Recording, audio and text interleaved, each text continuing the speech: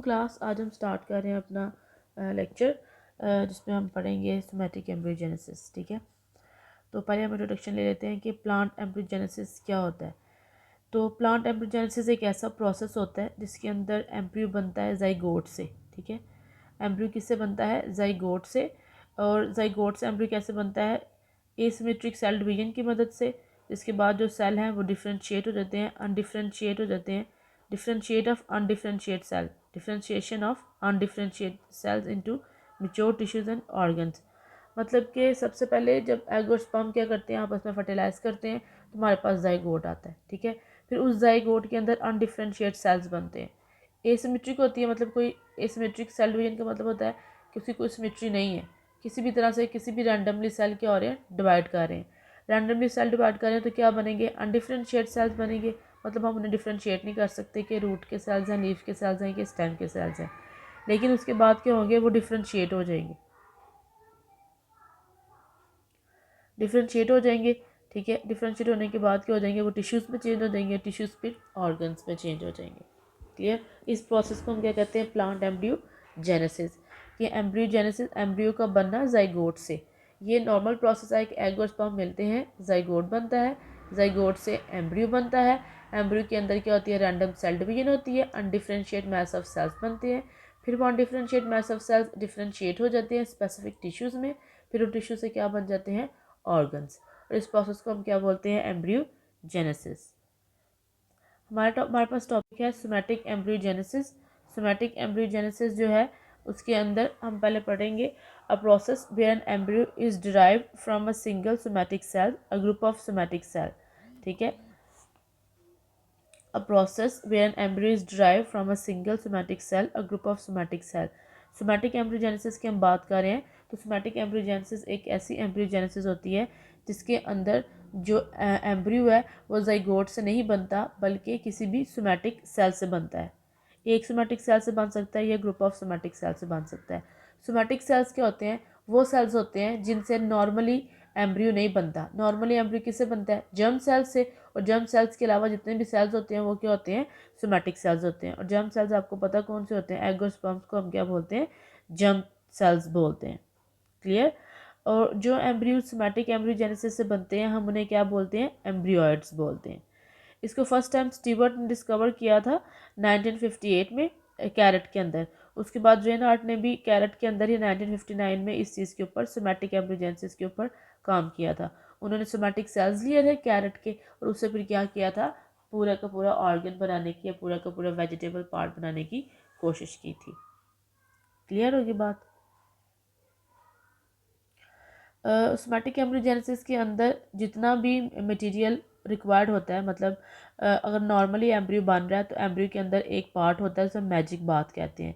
इस magic bath के अंदर सारे न्यूट्रिएंट्स, सारे इन्वायरमेंट्स जो कि प्लांट को ज़रूरी होते हैं, एम्ब्रियो को ज़रूरी होते हैं डेवलप करने के लिए, वो प्रेजेंट होते हैं। ये नेचुरली बात कर रहे हैं हम कि अगर नेचुरली एक एम्ब्रियो बन रहा है, वो ग्रो कर रहा है, तो उसके अंदर सारी चीज़ें पहले से मौजूद होती हैं। लेकिन अगर जो है नेचुरली ग्रो नहीं कर रहा, हम उसे इन विट्रो ग्रो करा रहे हैं खुद आर्टिफिशियली लैब के अंदर, तो ऑब्वियसली वो सारा मटेरियल हमें खुद प्रोवाइड करना पड़ेगा।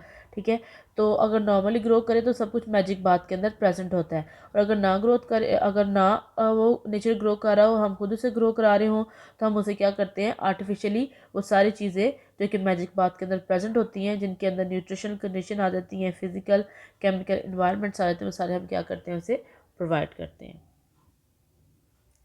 ये सोमैटिक एम्ब्रियोजेनेसिस की स्टेजेस हैं, हमने पहले भी क्लास में डिस्कस की थी। सोमैटिक एम्ब्रियोजेनेसिस की स्टेजेस अगर आपको याद हो तो उसमें ऑक्टेट स्टेज आ रही थी, torpedo stage, globular stage, heart stage और कोटिलिडनरी स्टेज। ठीक है, ये 5 बेसिक स्टेजेस हमने पढ़ी थी। ये जब आपके पास आपको स्क्रीन पर नज़र आ रहा है, ये पूरी की पूरी डेवलपमेंट है, मतलब कि फर्स्ट सेल से लेके जो डेवलप मेच्योरिंग सेल है वहाँ तक हम इसको पढ़ते हैं। सबसे पहले इसके अंदर क्या है? सोमैटिक सेल है, एक सोमैटिक सेल है, उसके अंदर फिर क्या हो रही है? Cell division. सेल डिवीजन के बाद क्या बन रहा है? वैक्यूलेटेड सेल्स बन रहे हैं। सोमैटिक सेल के बाद सेल डिवीजन, उसके बाद वैक्यूलेटेड सेल्स हैं। वैक्यूलेटेड सेल्स के बाद स्टेज कौन सी आएगी? One cell proper. मतलब अब वन सेल यहाँ पे क्या है? प्रॉपर है। उसके बाद कौन सी स्टेज आ जाएगी? Two cell proper. उसके बाद कौन सी स्टेज आ जाएगी? क्वाड्रेंट स्टेज, क्योंकि इसके अंदर 4 सेल एम्ब्रियो होता है। क्वाड्रेंट स्टेज के बाद ऑक्टेंट स्टेज कि वो 4 सेल डिवाइड करके किस में चेंज हो गए, 8 सेल्स में। ऑक्टेंट स्टेज के बाद आ जाएगी डर्मेटोजन स्टेज, मतलब अब एपिडर्मिस के सेल्स की डिवीजन स्टार्ट हो गई है, इसलिए हम इसको डर्मेटोजन स्टेज बोलते हैं। उसके बाद और डिवीजन होगी, मजीद डिवीजन के बाद क्या बन जाएगा, अर्ली ग्लोबुलर स्टेज बन जाएगी। ठीक है, ये जो आपको नज़र नहीं आ रहा शायद बहुत छोटा लिखा हुआ है, इसका हाइपोफिशियल रीजन। ठीक है, हाइपोफिशियल रीजन, इसे हम ग्लोबुलर स्टेज कहते हैं। ग्लोबुलर स्टेज के बाद मिड ग्लोबुलर स्टेज आ जाएगी, उसके बाद आएगी ट्रांजिशन स्टेज। ये जो ट्रांजिशन स्टेज है ना, ये टर्निंग पॉइंट है। ट्रांजिशन हम कहते हैं इस चीज़ को जो चेंज हो रहा हो जहाँ पे कोई चीज़। ठीक है, तो ये टर्निंग स्टेज है। जो पहले हमने सारी ये स्टेजेस पढ़ी हैं, ये वाली स्टेजेस ये सारी अर्ली स्टेजेस हैं, और ये वाली स्टेजेस सारी क्या है, मिच्योर स्टेजेस है। तो अब यहाँ से यहाँ एंटर हो रहा है ट्रांजिशन स्टेज के जरिए। क्लियर? तो इसको हम क्या बोलते हैं, ये क्या है, ट्रांजिशन स्टेज। इसके बाद आ जाएगी हार्ट स्टेज। ठीक है, हार्ट स्टेज के बाद लीनियर कोटिलिडनर स्टेज, ये इसकी मिच्योर स्टेज है। इससे फिर ये देखिए, ये जो पहले है ये अपर एपिकल सेल है, यहाँ से एपिडर्मिस वगैरह बनेगी। ये क्या है, ये सेंट्रल सेल है, इससे कॉर्टेक्स वगैरह बनेगा। ठीक है, ये बेसल सेल है, ये पिथ और ये जाइलम वगैरह में हेल्प आउट करेगी। क्लियर? उसके बाद है फैक्टर अफेक्टिंग सोमैटिक एम्ब्रियोजेनेसिस, कि कौन से फैक्टर एम्ब्रियोजेनेसिस को अफेक्ट करते हैं। सबसे पहले है एक्सप्लांट, कि जो हम एक्सप्लांट ले रहे हैं, ठीक है, जो जहाँ से हम सोमैटिक सेल ले रहे हैं, सबसे पहले तो वो अफेक्ट करेगा इस सारे प्रोसेस को। Explant as source material to induce somatic embryogenesis are very diverse, कि हम वेरी डिवर्स मतलब कि हम कहीं से भी ले सकते हैं एक्सप्लांट। जब हमने एक्सप्लांट पढ़ा था तो उसकी हमने ये क्वालिटी पढ़ी थी ना कि एक्सप्लांट हम कहीं से भी ले सकते हैं। वो रूट हो सकता है, स्टेम हो सकता है, लीव्स हो सकते हैं, पोलन्स हो सकते हैं, पेटल्स हो सकती हैं, सेपल्स हो सकती हैं, वो कोई भी एक्सप्लांट हो सकता है। क्लियर? तो जो है there are very responsive plant such as carrot in which any part of plant can be use to induce embryo culture, कि कुछ प्लांट तो इतने रिस्पॉन्सिव हैं कि हम उनके किसी भी पार्ट को यूज़ कर सकते हैं। ठीक है, सारे प्लांट्स के अंदर ये क्वालिटी नहीं होती कि उनके सारे पार्ट्स को यूज़ कर लिया जाए। कुछ के लीव्स बड़े इफेक्टिव होते हैं, कुछ की रूट्स बड़ी इफेक्टिव होती हैं। ठीक है, हमने जब पहले वेरिएशन होमोक्लोनल वेरिएशन पढ़ी, उसके अंदर हमने यही चीज़ पढ़ी है, अगर आपको याद हो कल का लेक्चर, कि हम डिफरेंट हर पार्ट तो हम यूज़ कर लेते हैं, लेकिन हर पार्ट की अपनी पोलैरिटी अलग होती है, तो उसका इन्फ्लुएंस भी जो होता है टिश्यू कल्चर के ऊपर वो अलग होता है। तो हर प्लांट के अंदर जो है उसकी हर पार्ट का इन्फ्लुएंस क्या है, डिफरेंस है। मे बी कैरेट का रूट बड़ी अच्छी तरह से इफेक्टिव है, तो जो है रेडिश है उसके लीव्स इफेक्टिव हों, जो पी प्लांट है उसके फ्लावर्स इफेक्टिव हों। तो हर प्लांट पार्ट क्या करता है, डाइवर्स है, मतलब बहुत ज़्यादा उसके अंदर डाइवर्सिटी है। हम कोई भी प्लांट यूज़ कर सकते हैं, और हर प्लांट का अपना अपना क्या होता है, इन्फ्लुएंस होता है टिश्यू कल्चर के ऊपर।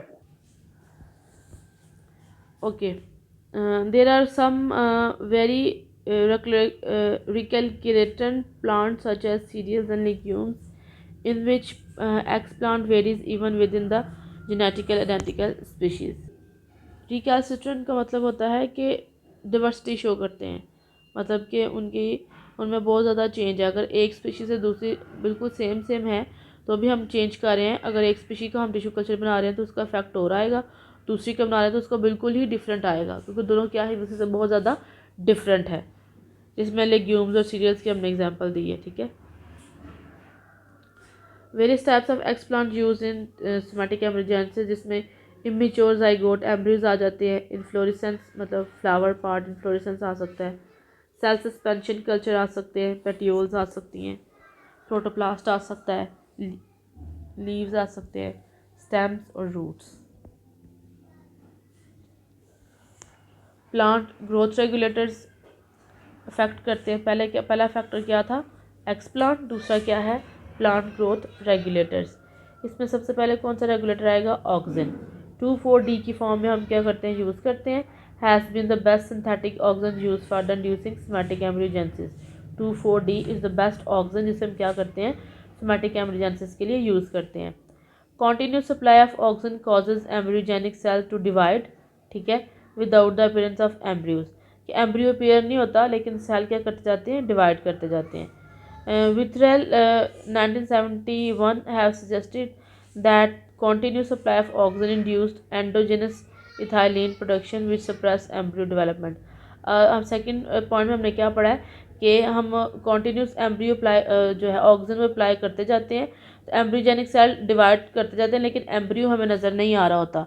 तो थर्ड पॉइंट में हमने क्या पढ़ा है कि विट्रॉल ने कहा था कि अगर हम कॉन्टीन्यूसली ऑक्सीजन देते जाते हैं तो वो क्या, उसके अंदर ही इथाइलिन की प्रोडक्शन होती जाती है कॉन्टीन्यूस 2,4-D की वजह से। अगर 2,4-D हम उसे कॉन्टीन्यूसली देते जा रहे हैं तो अंदर उसकी एंडोजिनस क्या बनता जाएगा, इथाइलिन की प्रोडक्शन। और ये इथाइलिन क्या करता है, एम्ब्रियो की जो डेवलपमेंट है उसको सप्रेस कर देता है, इसलिए हमें एम्ब्रियो नज़र नहीं आता। अगर आपसे कोई पूछे, क्वेश्चन आ जाए कि 2,4-D की सप्लाई की वजह से क्यों एम्ब्रियो की डेवलपमेंट नहीं हो रही होती, तो उसका आंसर ये है कि 2,4-D की सप्लाई की वजह से इथाइलिन की प्रोडक्शन हो जाती है और वो इथाइलिन की जो प्रोडक्शन है जो वो सप्रेस कर देती है एम्ब्रियो की डेवलपमेंट को। Clear? So embryogenic cells after treatment with oxygen must be transfer to oxygen free medium that constitute an embryo development medium. उसको ऑक्सीजन की तो ज़रूरत है, ऑक्सीजन मिलेगा तो सेल डिवाइड करेगा ना, लेकिन उसके बाद एम्ब्रियो की डेवलपमेंट की भी तो ज़रूरत है। अगर हम उसको ऑक्सीजन देते जाएंगे तो इथाइलिन बनता जाएगा और एम्ब्रियो डेवलप ही नहीं करेगा। इसलिए ये ज़रूरी है कि अगर हम उसे ऑक्सीजन प्रोवाइड कर रहे हैं उसके बाद हम कुछ देर के लिए उसको ऑक्सीजन फ्री एरिया में रखें। ठीक है, ऑक्सीजन फ्री मीडिया में रखेंगे तो फिर एम्ब्रियो की क्या होगी, development. Next is cytokinins. Cytokinins produce globular embryo from initial embryos. ठीक है, जो ग्लोबुलर स्टेज है उसकी प्रोडक्शन में कौन हेल्प आउट करता है, साइटोकाइनेंस। साइटोकाइनेंस को हम किस फॉर्म में यूज़ करते हैं, जिएटिन की फॉर्म में। Zeatin is promotive when applied to embryogenic cells after 3-4 transfer from proliferation medium. Okay, तो यहाँ हम पढ़े हैं कि जिएटिन क्या करता है, प्रमोट करता है, is promotive when applied to embryogenic cells after 3-4 दिन के बाद जब हम उसको ट्रांसफ़र करते हैं प्रोलिफरेशन मीडियम से ईडी मीडियम में। ईडी मीडियम होता है उसका इंडक्शन और मैच्योरेशन मीडियम होता है ये। जब उस पर हम उसको ट्रांसफ़र करते हैं तो ये प्रमोटिव होता है। ठीक है, प्रमोट करता है एम्ब्रियोजेनेसिस को। वेयर इज़ बैप, ठीक है, ब्यूटेरिक जो है, जो बैप है, and kinetin have inhibitory effect on embryogenesis. Zeatin promote करता है। ठीक है, जिएटिन क्या है, ये साइटोकाइनिन की फॉर्म है, ये प्रमोट करेगा। लेकिन जो काइनेटिन है ये भी साइटोकाइनिन की फॉर्म है, अलोंग विद बैप ये क्या करेगा, इनहिबिट करेगा एम्ब्रियोजेनेसिस को। अगर साइटोकाइनिन की रेशो ज़्यादा होगी तो शूटिंग प्रमोट होगी, अगर इसका रिवर्स होगा मतलब ऑक्सीजन की ज़्यादा रेशो होगी तो फिर रूटिंग प्रमोट होगी। जिब्रेलिन क्या करता है, इनहिबिट करता है सोमैटिक एम्ब्रियोजेनेसिस को। एब्सिसिक एसिड प्रमोट करते हैं एम्ब्रियो मैच्योरेशन को और प्रिवेंट करते हैं precocious germination and secondary embryogenesis. Precocious मतलब कि एब्रप्ट जर्मिनेशन को और सेकेंडरी एम्ब्रियोजेनेसिस को ये क्या करते हैं, इनहिबिट करते हैं। लेकिन जो मैच्योरेशन है एम्ब्रियो की मैच्योरेशन को क्या करते हैं, भी ये सपोर्ट करते हैं। ओके, नाइट्रोजन सोर्सेज जो होते हैं, reduce form of nitrogen is the sole source of embryo formation. जो नाइट्रोजन के सोर्सेज होते हैं कौन से, अमीनो एसिड, प्रोटीन्स वगैरह, वो क्या होते हैं, sole sources of embryo formation होते हैं। पॉलीमाइंस आ जाते हैं, involve in vitro and in vivo somatic embryogenesis, involve in cell growth, proliferation and ageing. Proliferation बेटा एक्चुअली सेल डिवीजन को कहते हैं। ठीक है, जहाँ पे बहुत सारे सेल डिवाइड कर रहे होते हैं उस स्टेज को हम प्रोलिफरेशन स्टेज कहते हैं। Interact with negatively charge molecules, DNA, RNA and proteins. ये क्या करती है, जो नेगेटिवली चार्ज मॉलिक्यूल्स होते हैं उनके साथ क्या करते हैं, इंटरेक्ट करती है। ऑफ द 3 पॉलीमाइन स्टडीज़, जिसमें कौन कौन से आ जाते हैं, प्यूट्रिसिन, स्पर्मिडीन और स्पर्माइन। ये 3 क्या है, पॉलीमाइंस हैं। प्यूट्रिसिन शोर the most drastic increase in somatic embryogenesis, जिसमें सबसे टॉप पे कौन सा है, प्यूट्रिसिन है। उसके बाद जीनोटाइप इफेक्ट करती है, कैसे, genotypic effect on somatic embryogenesis occur as the first generation via shoot birth differentiation. जो जो जीनोटाइप इफेक्ट है वो कैसे होता है सोमैटिक एम्ब्रियोजेनेसिस पे, as for regeneration via shoot bud differentiation. तो शूट बार्ट की जब डिफरेंशिएशन हो रही होती है वहाँ पे जीनोटाइप इफेक्ट क्या करता है, शो करता है। Genotype variation could be due to endogenous level of hormones. और ये जीनोटाइपिक जो वेरिएशन आ रही होती है, मतलब जीनोटाइप के अंदर वेरिएशन आती है, वो किस वजह से आती है, जो एंडोजिनस लेवल ऑफ हार्मोन्स है, जो अंदर हार्मोन्स बन रहे हैं उनकी वजह से क्या आ सकती है, जीनोटिपिक वेरिएशन आ सकती है। Electric stimulation, exposure of explant to mild electric current. कितना mild electric current, 0.02 voltage direct current for 20 hour, promote embryogenesis in अल्फा अल्फा एंड टोबैको। ठीक है, इसके बाद हमने ये भी देखा है कि अगर हम एक्स प्लांट को जो 0.02 voltage direct current, DC stand for direct current, 20 घंटे के लिए रखें तो ये भी एमरजेंसी को क्या करता है, प्रमोट करता है। तो किसके अंदर हमने इसको स्टडी किया है, अल्फाल्फा, ठीक है, ये एक हर्ब है, और टोबैको के अंदर, ठीक है। रथोर एंड गोल्सवर्दी 1985 में उन्होंने इस पर काम किया था।